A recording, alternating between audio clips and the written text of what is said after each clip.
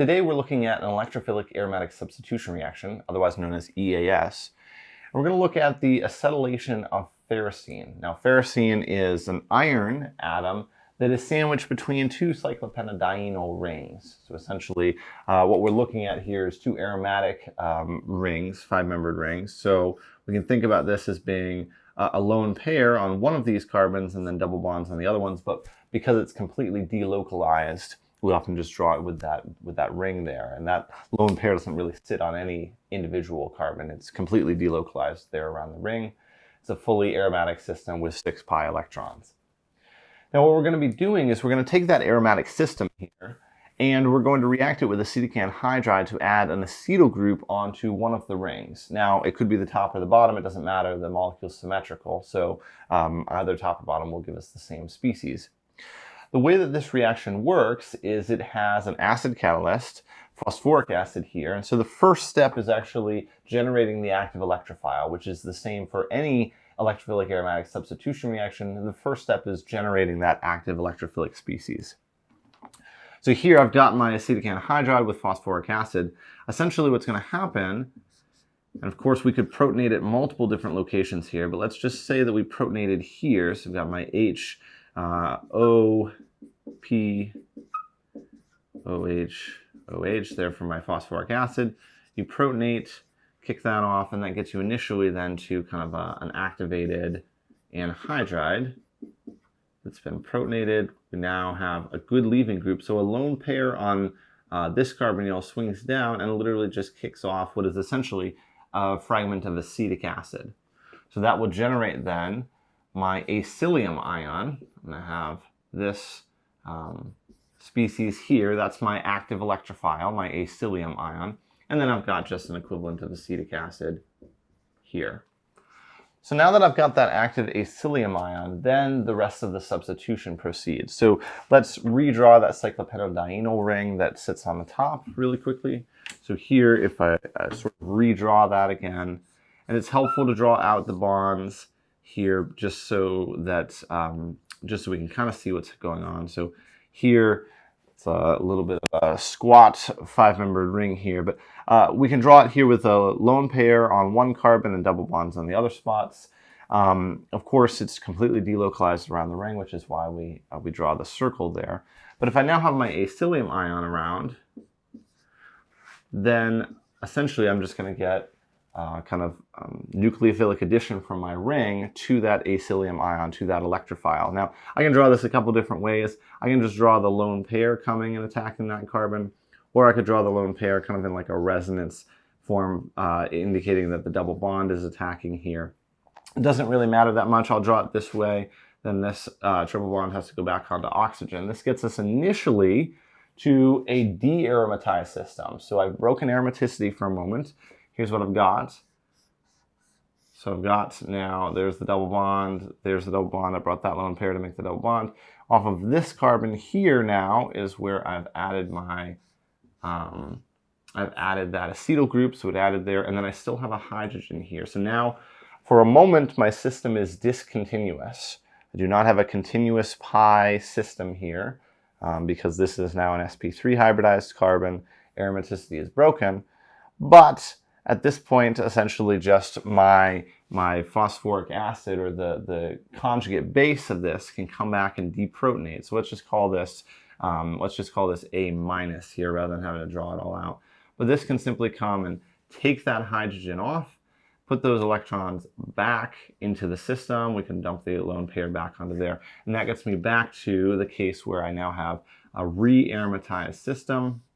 There's my lone pair, my double bonds, and I've got my acetyl group here. Now, it doesn't matter which carbon I have because truly this is a delocalized system here. So all 5 of these carbons, having the acetyl group on any of these carbons would be the same, since in the initial starting material, all 5 of these carbons are equivalent. Now, in the proton NMR of my product, however, there's going to be some significant differences. So proton NMR of ferrocene should give you just a single signal. So we've got hydrogen on each of these cyclopentadienyl rings, but all 5 hydrogens on the top and the 5 hydrogens on the bottom are all equivalent. There's no difference between any of those carbons. Those hydrogens are all the same, so we get one signal. In the product, in the acetylferrocene, on the other hand, however, we have a couple things. Well, we should have a new methyl signal here. And then we also are going to have some differences in the spectrum in the protons around this ring. Now the bottom ring will still, all 5 of those hydrogens on the bottom ring are still equivalent. But on the top ring, these 4 are not all perfectly equivalent. There's 2 sets of equivalent protons here. So we're going to get different signals there, very different spectrum in the starting material, or very different spectrum for my product than I am for the starting material. So I can kind of characterize that by NMR. We're going to characterize the product by IR as well. We should have a new carbonyl stretch that we don't have in ferrocene. That should be very clear. And then, of course, we'll do the normal melting point analysis as well. Now, one thing, though, when I do this reaction, unless I'm very careful with my stoichiometry, there's kind of the possibility for multiple products to form. If I've got excess of the acetic anhydride, I could end up with diacetylferrocene. So maybe this top ring won't react, but then the bottom ring could potentially react again, and you would end up with diacetylferrocene, which I could draw here as just another 5-membered ring here on the top. Here's my iron. Here below it is my other 5-membered ring. And if this one reacted, it would also have an acetyl group on there. That would give me a different product. And also, it's also possible, though, that I could be just left with a little bit of residual ferrocene if this reaction doesn't go to full conversion. So I can possibly have 3 different things or more in this reaction mixture. And so kind of the second part of what we're going to be looking at after we've done the initial reaction, we're going to be looking at purifying the crude product using column chromatography. Now, earlier this semester, we talked about thin layer chromatography and separating compounds on a TLC plate. Now we're going to extend that to a column and actually separate the compounds, not just little spots of the compounds, but the much more material of the compounds themselves using column chromatography, which this particular solvent system we'll use will be informed by the TLC that we run. But this should allow us to run a column, and then species that are less polar than my product. So ferrocene here doesn't have that acetyl group. It should be less polar than my product. So things that are less polar should run faster on the column. And so those should come out as a spot ahead of my product material, or a band ahead of my product material. Then it should have acetylferrocene. This would be my desired material. That should come out as a band somewhere in the middle. And then if I had something like diacetylferrocene, which would be even more polar, this should lag behind and come off of my column even beyond that. And so we've kind of got the 2 parts to the experiment. We're going to first run the reaction itself and isolate a crude product, and then we will perform column chromatography to purify that crude product, and then we'll analyze both the crude and the purified material by melting point, IR, and NMR spectroscopy.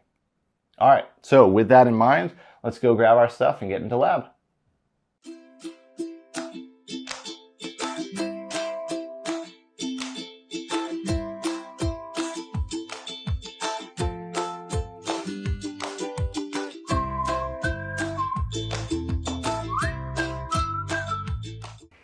So here we are in lab, all ready to set up the electrophilic aromatic substitution reaction.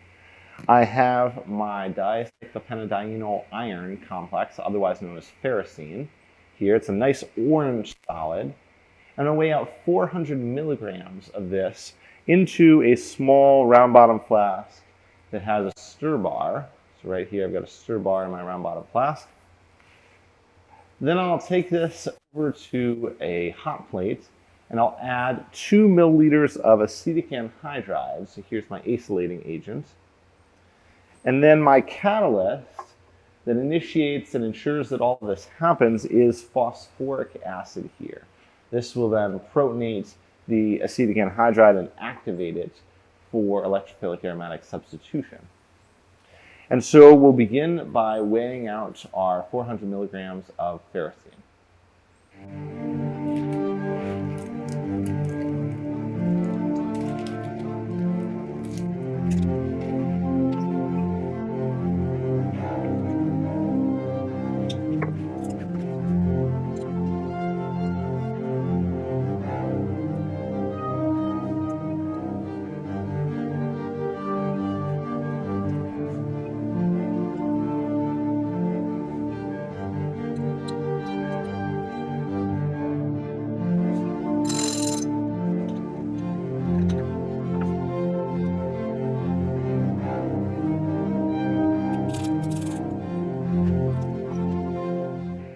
I'll now go ahead and measure out the acetic anhydride and phosphoric acid.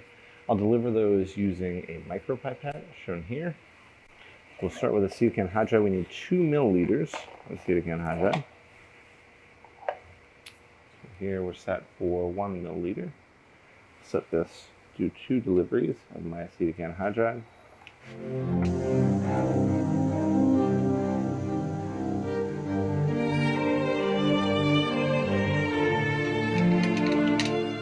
We can now go ahead and add our phosphoric acid here, which is going to be 0.6 milliliters, so 600 microliters.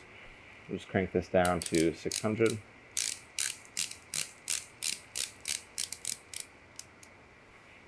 we are, we're at 600 now. Go ahead and add our phosphoric acid.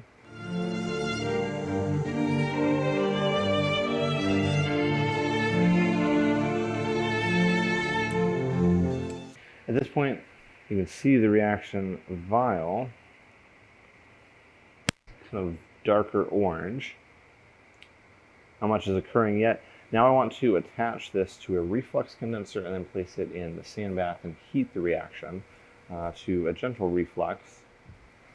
So I have a reflux condenser from a previous time here that's already connected to the water hoses. See the reflux condenser here. I'm just going to attach my O-ring onto the end of the reflux condenser, and then attach, oops, actually I need to put the cap of the cap here on first. Cap on, then the O-ring.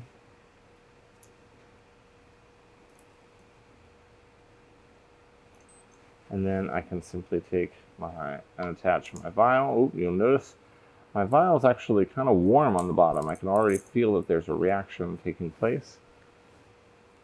I'm going to attach that here good and tight.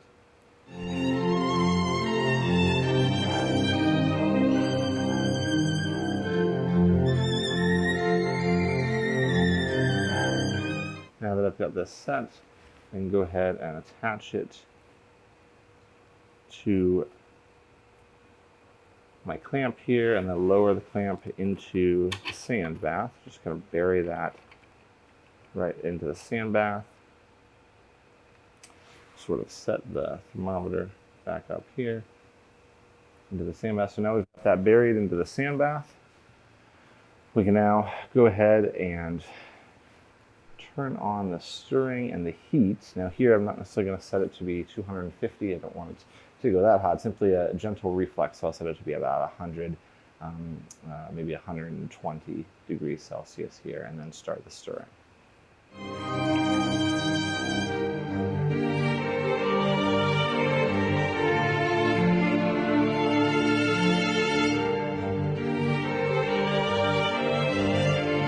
I've started the heating. I'll now start the condenser water just to keep that cool.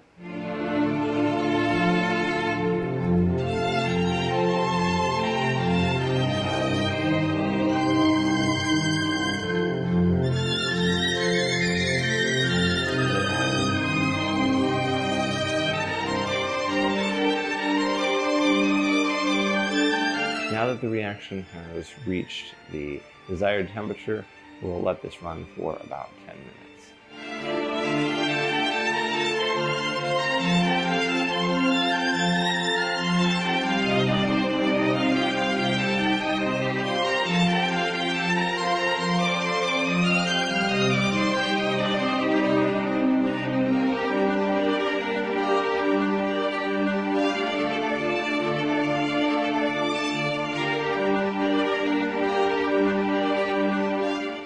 Now we'll take the crude reaction mixture here, we've just taken off, and we're just going to dump this onto ice. So we've got a beaker of ice here.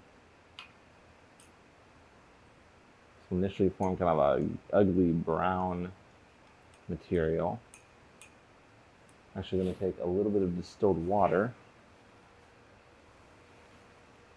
squirt that in here, and sort of rinse some of this material forward into the ice. Do that one more time.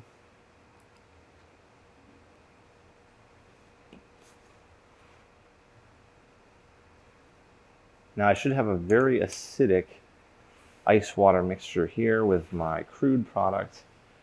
I'm going to use 3 molar sodium hydroxide, which I've got shown here. I'm just going to add this until the mixture tests neutral on the pH paper.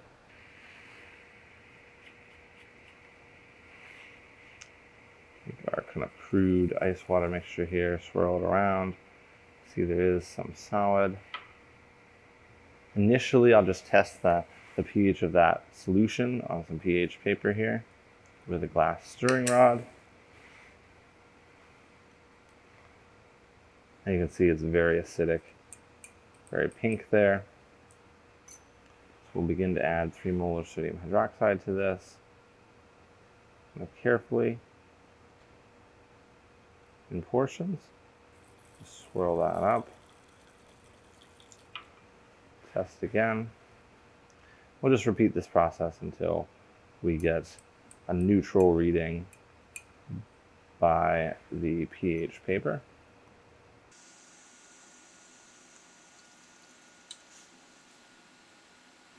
You can see we're starting to get less acidic. We're now only in the pH 4 to 5 range now. So I'm going to add my sodium hydroxide a little bit more slowly. You can also notice that I start to have maybe gotten a little bit more solid sitting on top here, so getting close.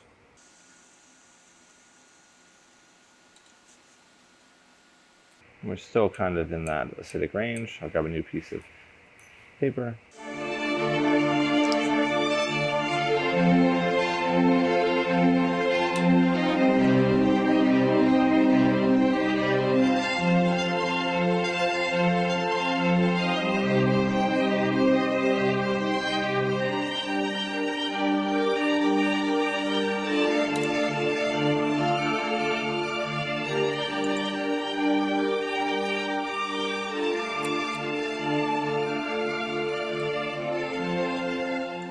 We're up to about pH 6 now. Point on the scale. Still going to continue to add until we reach at least 7.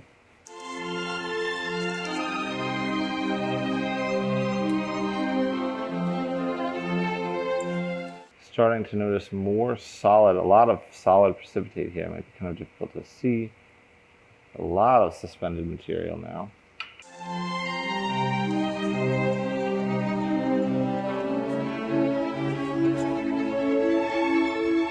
The phosphoric acid, once it's protonated, or once it's deprotonated, ends up forming this phosphate buffer, which is really buffering the system. So there's one reason why it's taking so long to neutralize. There we go. Oop, looks like we've overshot a little bit. We've definitely gone to the basic side. And now we are complete. We finally used up all of that phosphate buffer. Now we've got a lot of suspended material. We just have to take this over to the, just need to take this over and get, collect that material by filtration.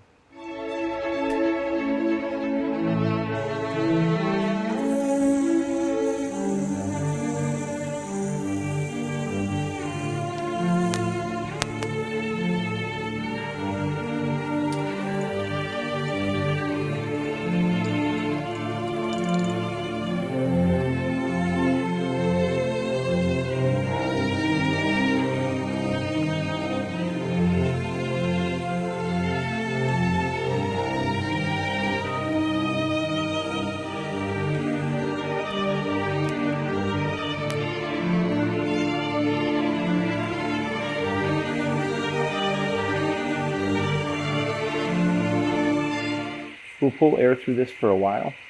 We can't, unfortunately, place the acetylferrocene in the oven to help dry it, since the melting point of acetylferrocene is below 100 degrees Celsius. So we'll simply try to pull a lot of air through it, help the system dry, and then we'll get a crude mass.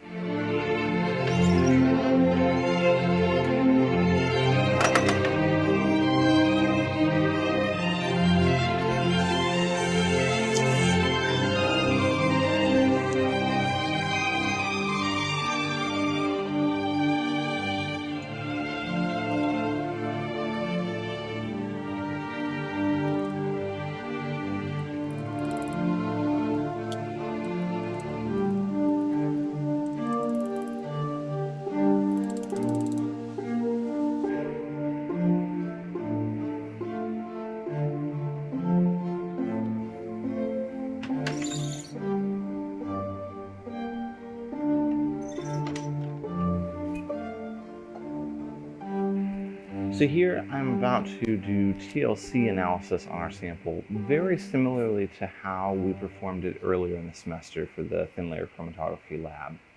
So just briefly to go over what I've got present, I have my crude sample. I have some acetone, which I will use to dissolve up the crude sample. I have 2 TLC plates. I have hexanes, a mixture of 20 to 80 ethyl acetate hexanes, a TLC spotter, some acetone to clean the TLC spotter, tweezers, some Pasteur pipettes to add the solvents, and then I have 2 scintillation vials here that I'm just going to use as a makeshift TLC chamber, or as makeshift TLC chambers. So I'm going to run 2 separate TLCs because I want to identify which solvent system will give me ideal separation of the compounds in my crude mixture, so that I can then use that solvent system for my column chromatography to separate all of this, to separate those compounds fully from each other and isolate the purified acetylferrocene. So I'm going to set up 2 different TLCs. In one TLC chamber, I'm going to add hexanes as my TLC solvent. In the other one, I will use the 20% ethyl acetate in hexanes mixture. I have a pencil here, which I will use to make the markings on my TLC plate, and then I will spot crude product onto each of those plates and then develop the TLC. So let's begin by prepping the TLC chambers. First, I'll take hexanes and one of these. Add just enough hexanes to go to nicely cover the bottom of the vial, but not much. We don't want much height there at all. We just want enough to cover the lower surface. I'll then cap this with a cap here. Place this off to the side. I'll then prepare the other TLC chamber by adding 20% ethyl acetate in hexanes to the other TLC chamber. Just enough to cover the bottom of the vial there as well. We don't want much excess. And I will cap that vial as well. Just enough to cover the bottom. And I will cap that as well. So I'll set this off to the side here for a moment. Looks as though I've got the wrong size cap for this particular vial, so I'll have to grab another cap very quickly. There we go. Now I've got our second TLC chamber capped and prepared. I'm then going to take and just dissolve my crude product in kind of a minimal amount, or a small amount of acetone.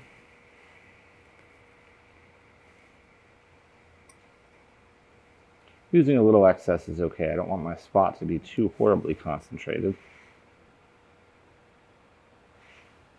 There we go.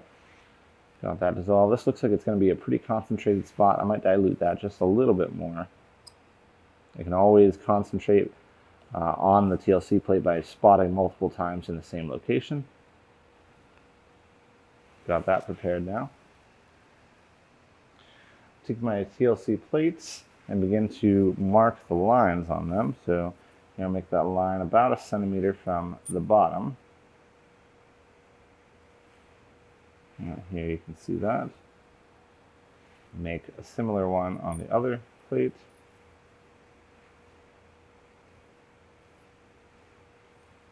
So my starting lines.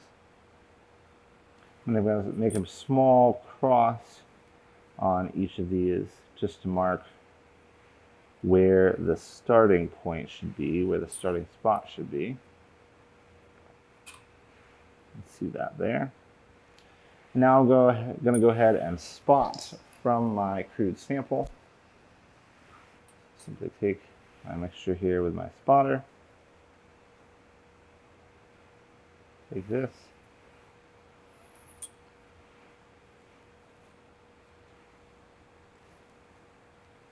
Carefully make a small spot. That's probably more than sufficient there. See, it's faded a little bit. I'll spot one more time in the same location. Do a small kind of spot. And do the same thing on the other plate.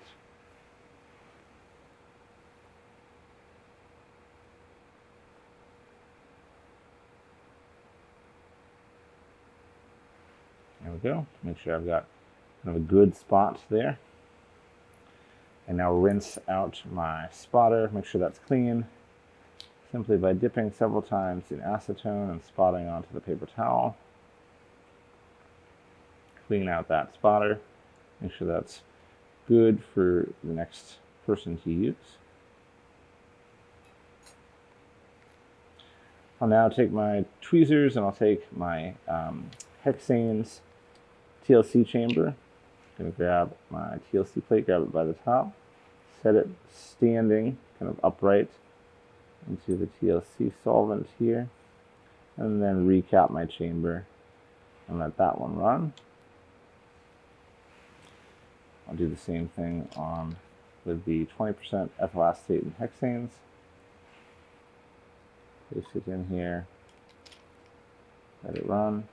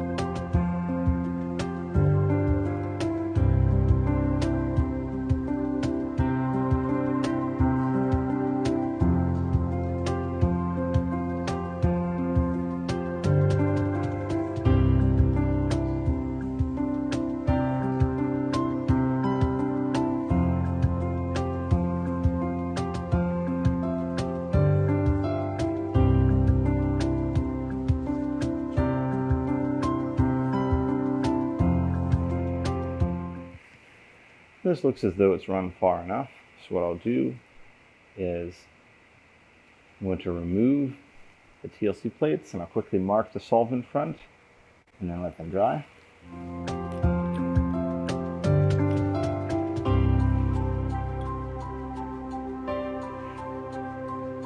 Quickly mark the solvent front with a pencil. Simply set this down to dry. Do the same thing with the one from hexanes.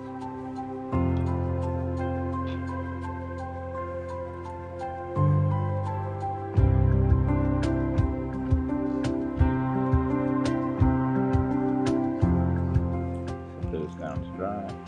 Recap our TLC chambers.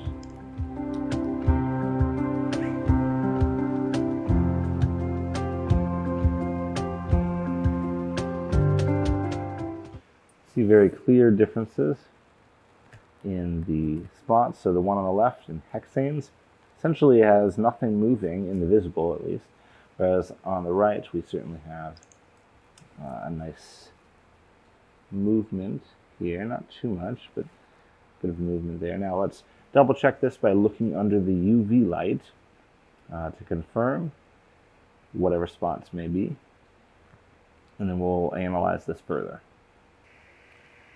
So I've got a handheld UV lamp here that I'll turn on. You see that kind of nice green fluorescence that's coming from this TLC plate itself provides kind of a nice contrast for any spots, any material that may be on the plate. Here we see only the visible spots that we saw before. And what we really notice from this, from these two TLCs is that there really is just one spot that moves in 20% ethyl acetate hexanes, whereas in just plain hexanes, nothing appears to move at all. And there really appears to be only the one spot, so this is kind of encouraging. There's a possibility we might form multiple species. We might have return starting material. And to confirm whether or not we have return starting material, we're going to actually take some, next we're going to take some pure ferrocene, just that starting material, make a TLC sample of that, and then run it side by side with our crude product material on a TLC plate. That will allow us to confirm whether or not this spot that we have here corresponds to just return starting material, or if this is a new product. If it is a new product, it's encouraging that we seem to just have one spot rather than multiple. It should make performing column chromatography perhaps not entirely necessary, depending if we really truly only have the one compound, although we'll go ahead and perform it anyway, just to sort of demonstrate the process. But also it makes it really helpful. We know for sure that the column should be relatively easy, and that all we're really separating is just trace impurities that are harder to see maybe just on the plain TLC. So from here we will go and prepare TLC sample for the starting material, and then run the starting material and the crude product side by side on a TLC plate in 20% ethyl acetate hexanes to confirm the identity of the spot that we see here on the right. So here we're all set to do now kind of our comparative TLC. So I've got a sample of the ferrocene starting material. I'm going to first dissolve that up in a little bit of acetone just to make my TLC solution. Add a little bit of acetone in here. I'll swirl this around, get this all dissolved. And notice there are some differences here. The ferrocene starting material is pretty yellow compared to our crude product, which is pretty orange. It's an encouraging sign, but we got to take it with a grain of salt because colors are often influenced by very minor impurities, and so may or may not be accurate.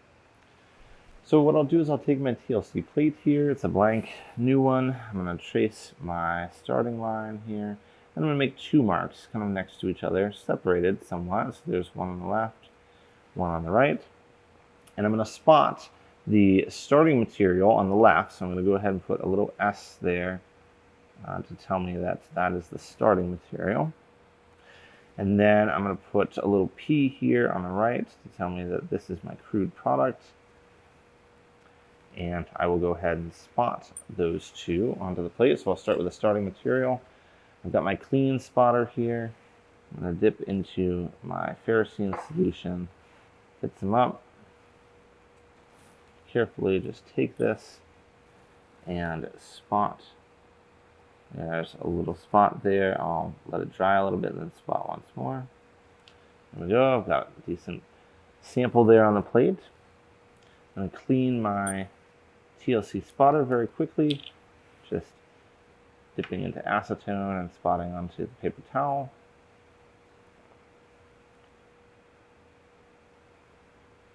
And then I will spot my crude product now into the other spot on my plate.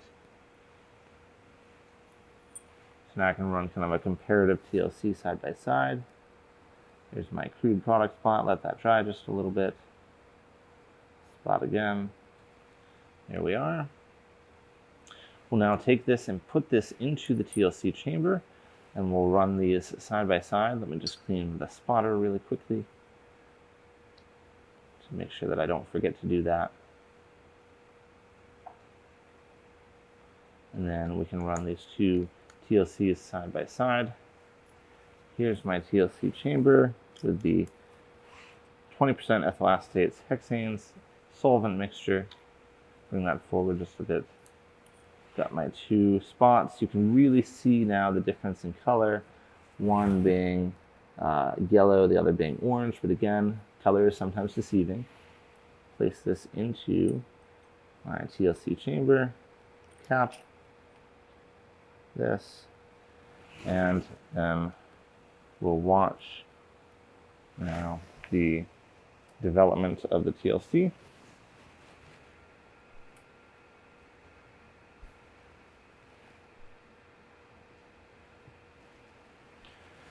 Already you can see major differences in the behavior of the two materials. The starting material is zooming along there close to the solvent front. The crude product is lagging behind. So clearly, even without having finished the TLC, we can see these are two very different species. All of the starting material is consumed, since I do not see a corresponding spot in the product lane that is at the same kind of RF or migration with the starting material. So all of that starting material has been consumed, and I have then just kind of my crude product, which I hope to be acetylferrocene. After performing the column chromatography, I will then be able to kind of confirm this by NMR, IR, and melting point analysis.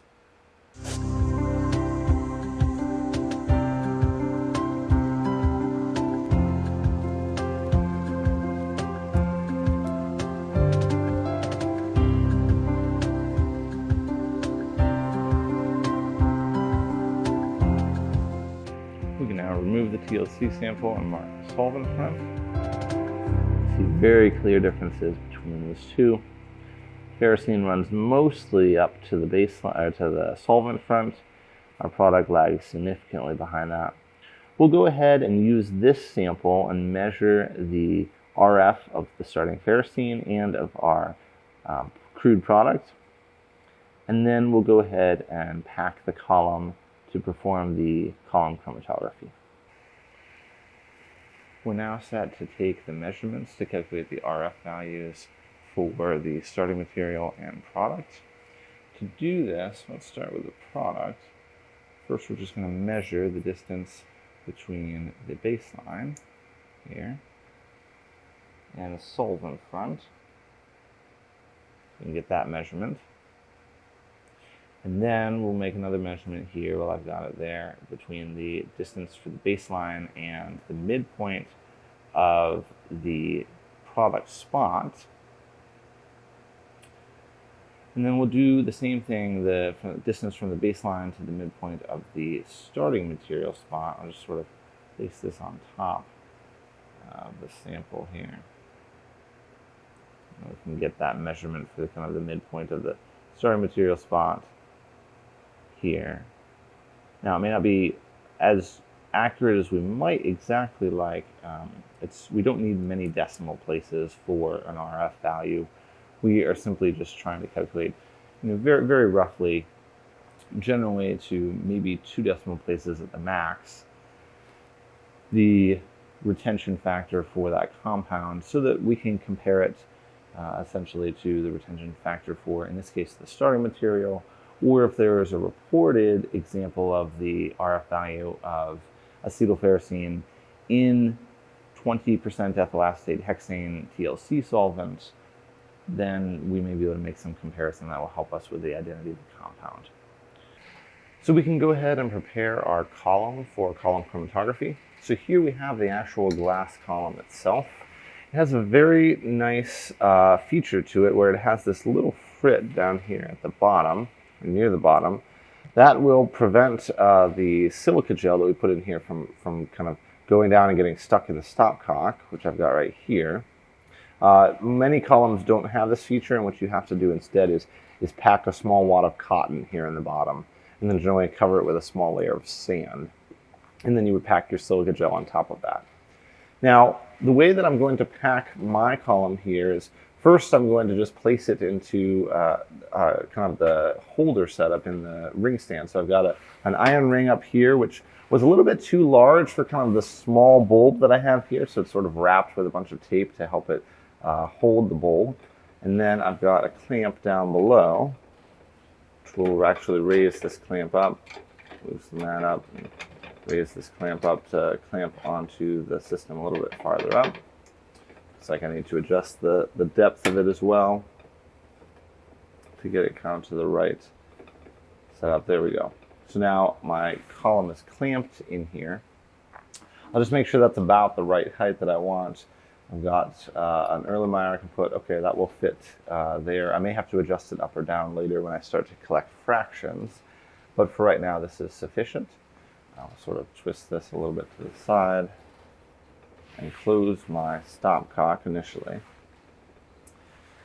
Now, to go ahead and prepare the column, what I need to do is to pack the column with silica gel. Now, there are multiple methods for doing this. There's dry packing methods where I could simply pour the dry silica gel here, so you can see silica gel in this Erlenmeyer flask here. It's just a white powder. We've got more here. I could just pour dry silica gel in here until I got to about the column height that I wanted, and then flow solvent down through it to kind of get everything settled and packed. That's one method, but not necessarily the easiest or fastest, and it can take quite some time for the column to get really well settled and well packed without any air bubbles if you do a dry packing method. What's kind of the standard and most preferred method is normally a slurry or a wet pack method.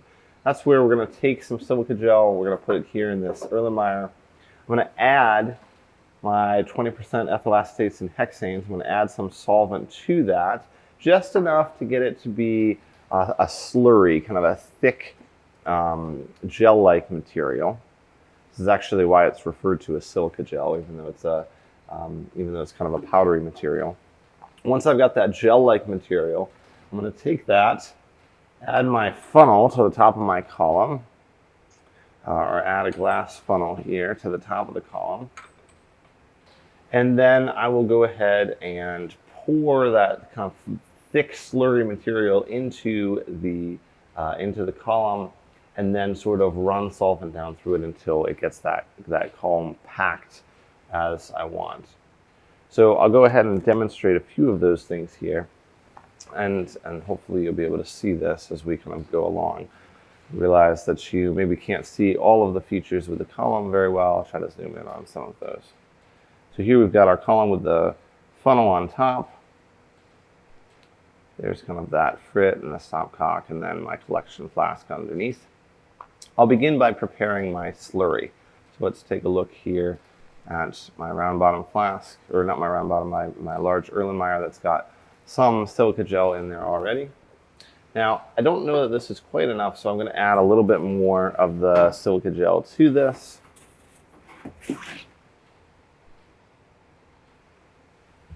I'll use the funnel. Now, one thing to note with silica gel itself, you got to be very careful. Silica gel is very much like asbestos. It's carcinogenic to the lungs if you inhale it. So you just want to be very careful that you don't inhale this. You always work with silica gel in the hood. It is a severe inhalation hazard. So we just kind of be careful and work with this in the hood. I'm going to add, you can see it's just kind of a powdery material here. That's probably more than enough. I'll add just a little bit more. There we go. Close that up, sort of. There we go, got most of the stuff down. And now I'm going to add my solvent here, just enough to get this to be kind of a nice slurry material. I'll demonstrate that here in a moment. So right now it's all very powdery. Add the 20% ethyl acetate and hexanes.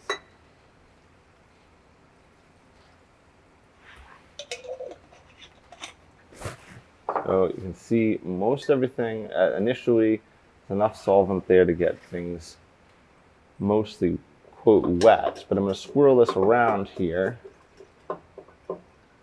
There we go. Now you can kind of see it's definitely movable. It's not super viscous, but it is kind of like a suspension here, kind of a thick suspension of silica gel. So now I have that slurry. I'm now ready to pack the column. So we'll take a look here over at the column. You'll be able to see this as I kind of add the silica gel in. So just initially, what I'm going to do is I place that funnel back on top. I'm going to take this slurry that I've got and just add it directly on. You sort of see that in a little bit more detail as I add that on there.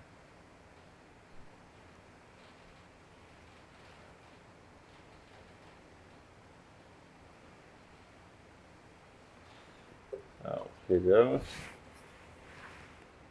Oop, Also, one thing before I do, actually, I want to open the stopcock so that that solvent can begin to flow down into the collection flask there. So I've opened the stopcock so that things aren't all stuck. Just gonna pour this onto the column. So after quite a bit of work, here is the kind of packed column. You see here, I've got a layer there of silica gel. I'm going to sort of make sure that this is well packed by using some compressed air and pushing that solvent down through the sample here. We don't want to push it all the way down through the silica gel. We don't want air in the silica gel here. What we just want is we want to push this down, make sure that this doesn't compress anymore.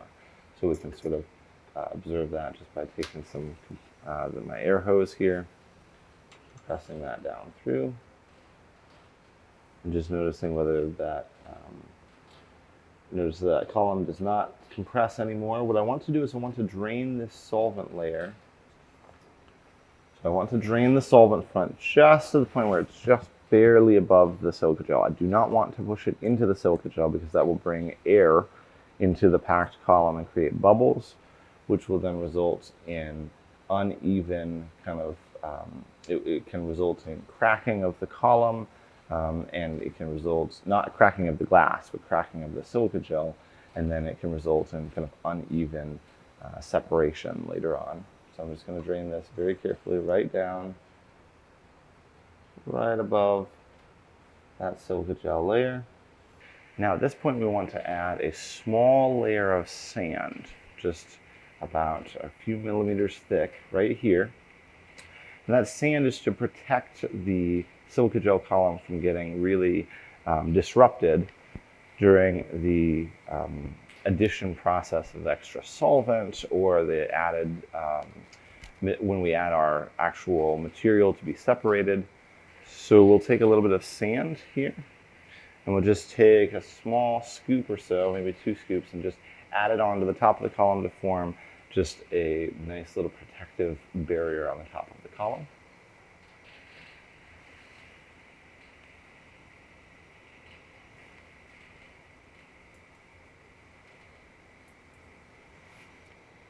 And there you can see a couple millimeters worth of a sand layer on top. That's totally sufficient now to protect our column head. I'm just going to add a little bit of solvent now. You can see some things clinging along the sides. I'm just going to add a little bit of that solvent here, the 20% ethyl acetates and hexanes, just along the sides, just to rinse down any solid material, any sand that's sort of clinging.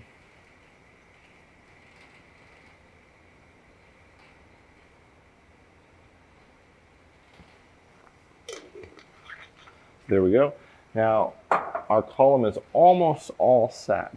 All I need to do essentially is just drain this layer of solvent right into the top of the sand. Now, I'm not worried about getting it into the sand. That won't drag air bubbles onto the column because the sand is a very coarse particle. But I don't want to push it down below the sand into the silica gel layer because that'll bring air onto the column. So I'm just going to open up the stopcock, drain this right down to the sand layer, and just barely into the sand layer. And then my column will be all set to add my material to it.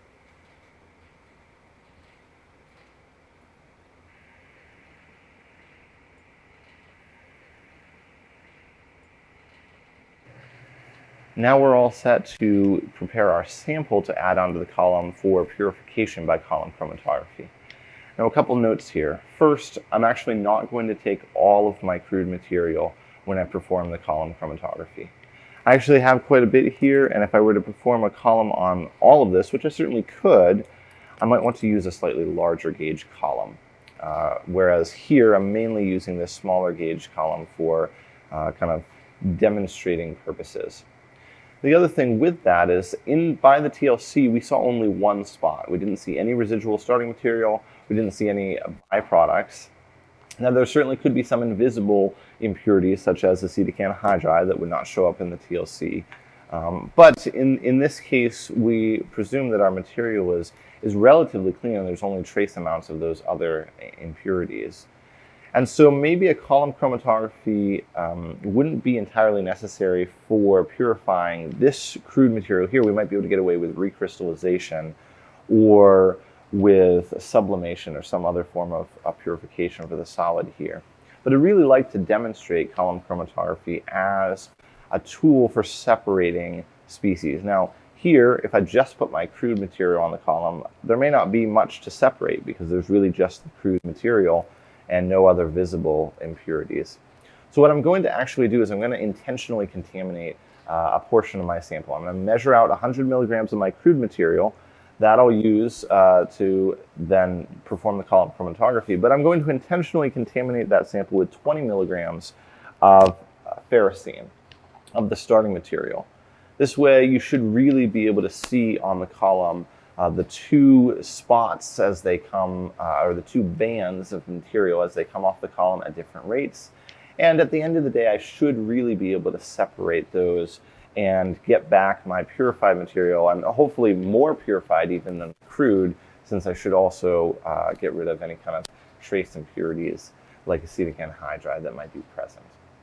So I'll start by measuring out 100 milligrams of my crude product, and then I'll add 20 milligrams of ferrocene to this in a small Erlenmeyer. I'm then going to dissolve that sample in the barest minimal amount of the column solvent that I'm able to. I want to keep that very minimal because when I add it onto the column, I want it to be a very narrow band. And then from there, it can separate.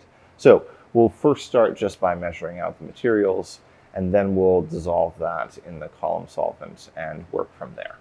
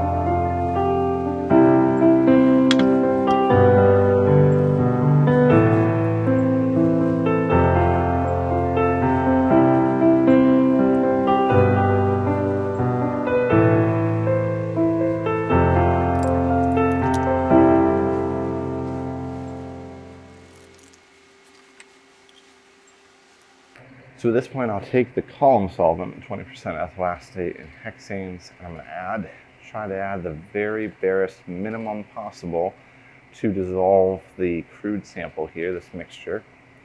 And then once I've got that dissolved, I will then be set to add that onto the column.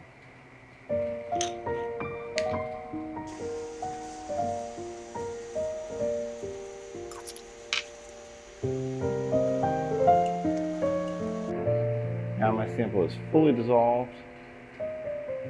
Now this is a little bit more than I would normally like. This is going to give me a larger band when I put it on the column than I would prefer, but we're going to go ahead with it anyway. So now I'm going to take that mixture, that dissolved mixture of material, and I'm going to add it very carefully onto the column using a pasture pipette. Try to drop that right onto the sand here. So a couple things to note for you right away. This is a much larger band of material, much larger than we would want.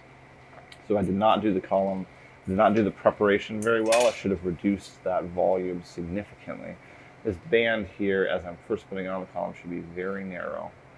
But here I've got a lot of solvent. That's bad on my part, but we're going to work with it anyway.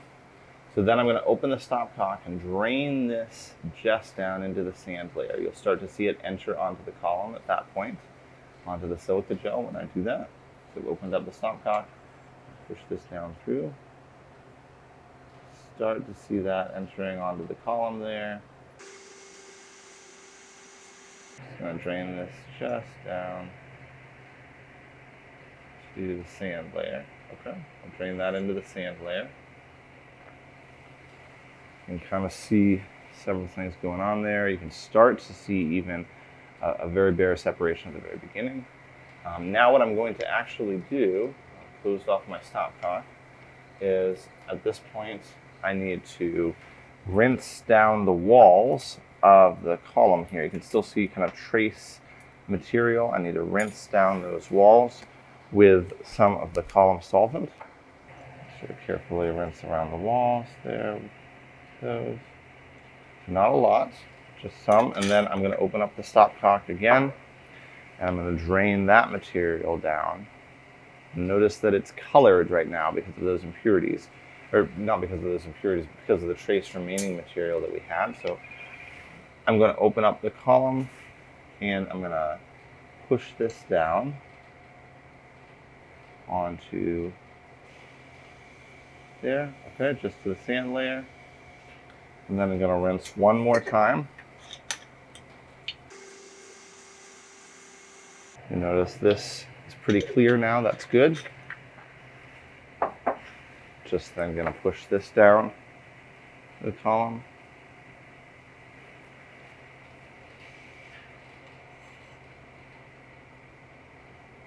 Just to the sand, there we are. And now at this point I am ready to simply fill up the column with solvent and really kind of continue with the separation process. So I'm just going to add a little bit here of that solvent, and then I can go ahead and honestly just pour very carefully, but I can just pour directly and fill up the column from here. Now we've got plenty of solvent. Now we will focus on the column itself. You can see already I'm starting to get separation of two bands. I have a very heavily colored dark orange up top, but I have then this leading edge here, this yellow, which should be my ferrocene. I'm essentially just going to start to run, push column solvent down through. Now, when that band gets to the end, though, I need to be able to collect it in some way. And so I could just collect it into the Erlenmeyer, as you can see there, but there may not be great separation between between that yellow band and the orange band, depending on how long the column is. Here, because of the amount of material, and I don't have a terribly long column, there's not a lot of space left, and so there's a chance I may not get a perfect separation. And so what I have here is a test tube rack with a bunch of test tubes. And I'm simply, once we get down to the point where we're just about to have material come off of the column, I'm going to swap out this Erlenmeyer here for a test tube and just collect most of the test tube full, and then swap out between test tubes as I collect material off. And I'll definitely want to change test tubes between the yellow material and the orange material. Zoom back in and watch this happen here. I'll start just pushing solvent down through. You can definitely see now pretty strong separation, actually. That yellow band is really flowing. The orange band is lagging behind, which is exactly what the TLC showed. Now, my yellow band material is now just about near the end of the column. Now is the point where I need to switch out the Erlenmeyer flask here for a test tube. Go ahead and do that. The test tube now underneath that you can see. See a test tube right here. Now it's not quite tall enough. I have to adjust. I'm going to have to actually adjust my height just here for a moment. So I'm actually going to close the stopcock, make sure that nothing else comes off. I'm going to just very gently lower the system down just a teeny bit.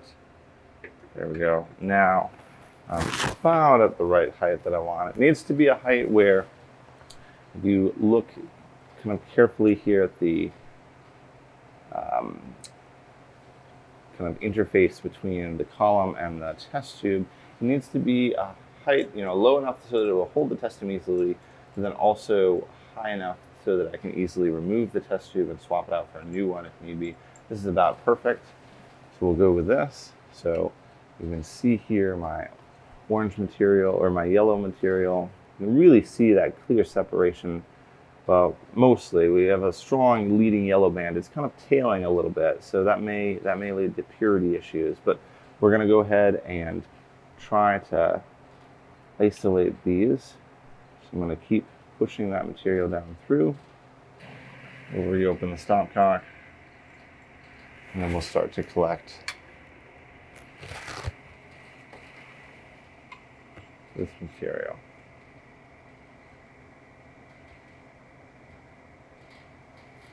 You can notice the yellow material is coming off now. We have a strong yellow color. I'm going to collect most of that, but not.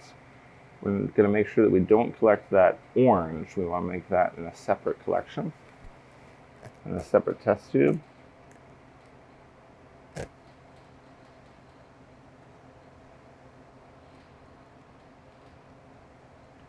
And that's right down to the point where we're very close. Okay, at this point we need to stop. I think if you look very carefully, the colors here are a little lighter. We hopefully have mostly gotten all of that yellow material out into that fraction.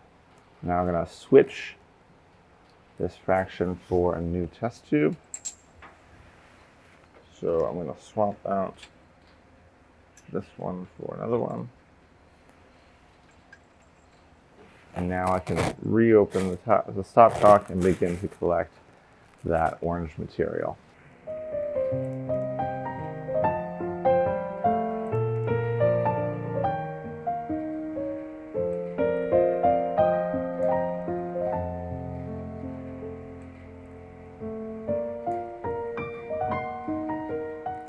See that orange band coming off now? It was good that the solution was mostly clear. It was dripping off before that orange band came off. That meant that we've mostly collected all of the ferrocene out. We hopefully had good or hopefully enough separation between those two bands so we didn't get any overlap. Kind of see that, and then we're just going to kind of continue to collect until we get all of that orange band off. So we've got, we'll swap this out for a new tube at this point.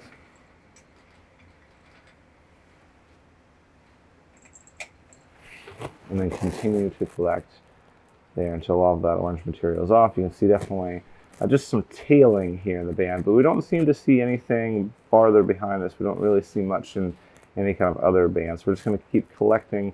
The column itself will remain colored, just there's going to be trace material that stays kind of behind. We're going to keep collecting until this the eluent here becomes mostly clear.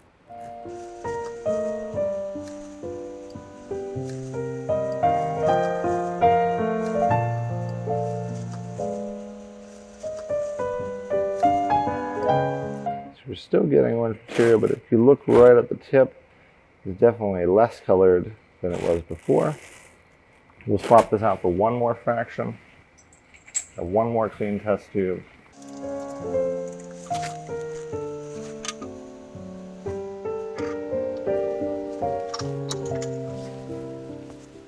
It's not nearly as colored as it was before. Now, one thing I have to be very, very careful about is I want to make sure that I don't run out of column solvent during this time. So if you look here along the top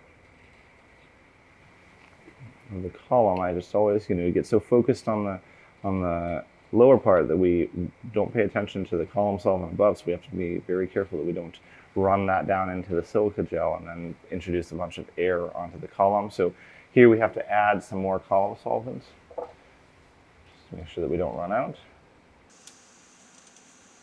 That should be good there.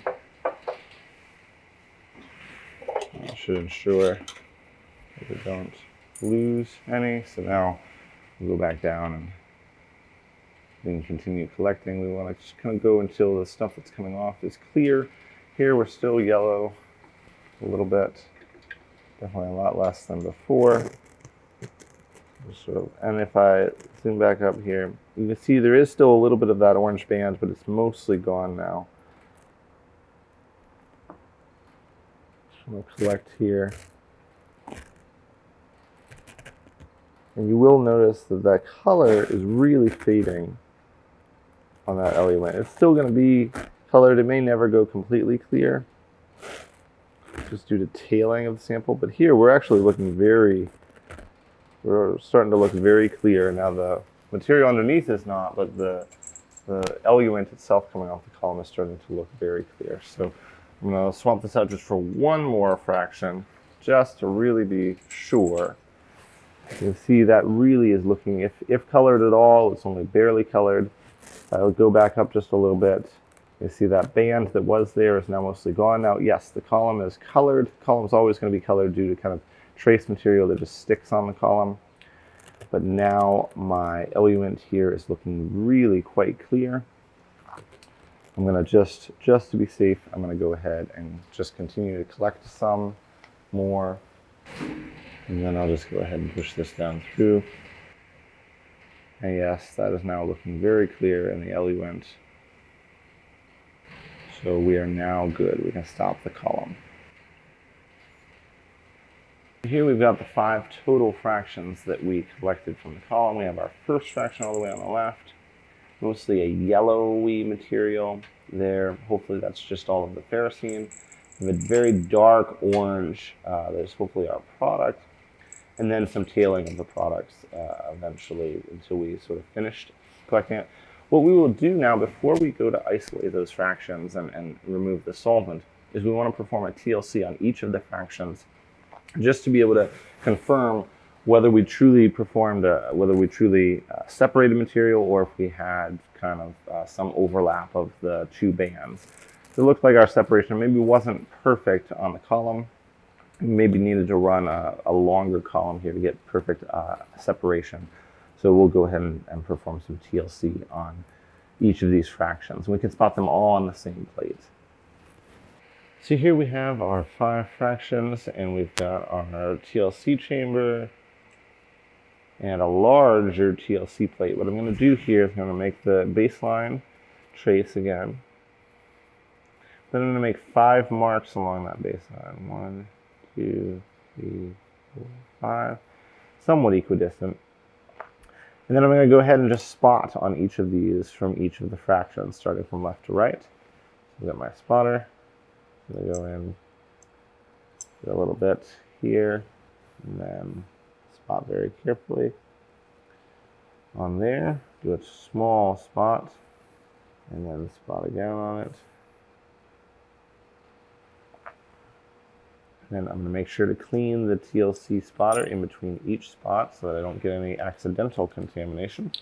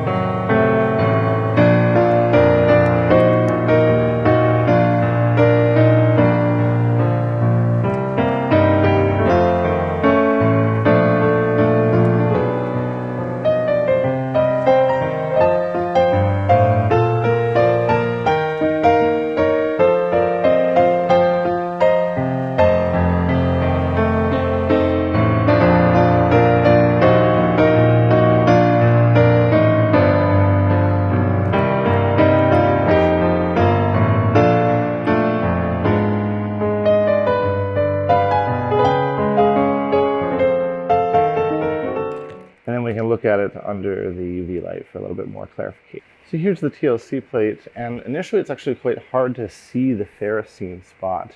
It's very faint up here, and hopefully we'll be able to see that better with the UV light here in a moment. But the other things to note is just that we seem to have, you can see the tailing off of what we hope to be our acetylferrocene from that kind of second fraction, we can see that by the time we get to the end, we have essentially collected all of that material. There's not really any more of the acetylferrocene showing up kind of in that last TLC sample, in that last fraction. So the fractions that contain the, hopefully, acetylferrocene are just fractions 2, 3, and 4. Those are the ones we're going to want to combine and then remove the solvent for when we go to isolate. But then let's just take a little bit of a closer look under the UV light, see if we can sort of identify. So there now you can see a little bit better. You can see that it's a little bit tough here to see, but you can see the ferrocene spot a little bit better in the first lane, but we don't see a ferrocene spot in the second lane. Now that's really good. That means that we got separation between those two. Even if it didn't look terribly good on the column, we did indeed get separation. We should hopefully have no ferrocene in the second fraction. And so this kind of tells me what fractions to take and isolate. Okay, now under the UV light you can say, okay, well maybe there's a little bit of the acetylferrocene there in that last fraction. So maybe we'll include that when we go ahead to isolate. So the way that we'll now go forward with isolation is we take the fractions that appear clean, so only having one spot in them, which appear to be fractions 2, 3, 4, and 5. Now only one spot that corresponds to the spot that we want. Of course, fraction 1 has just one spot. We could re-isolate our ferrocene from that. But we'll focus mainly on the last 4 fractions. We'll take those, we'll combine them, we'll put them into a round bottom flask, and then remove the solvent by using the Rotavap to give us our kind of final purified material.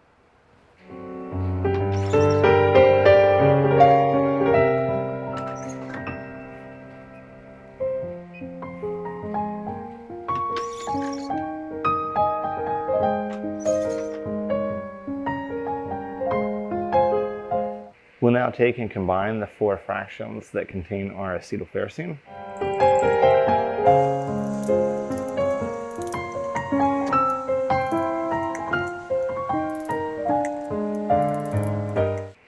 It's always a good idea to rinse out the column fractions with a little bit of acetone or something, just to make sure that you don't lose any material. So I'm going to take these 4 fractions, and I'll take some acetone here, sort of,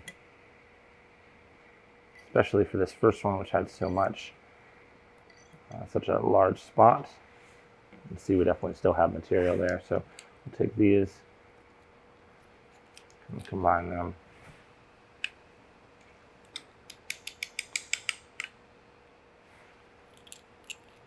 And possibly rinse that first fraction one more time. There we go. We seem to have gotten most of the material.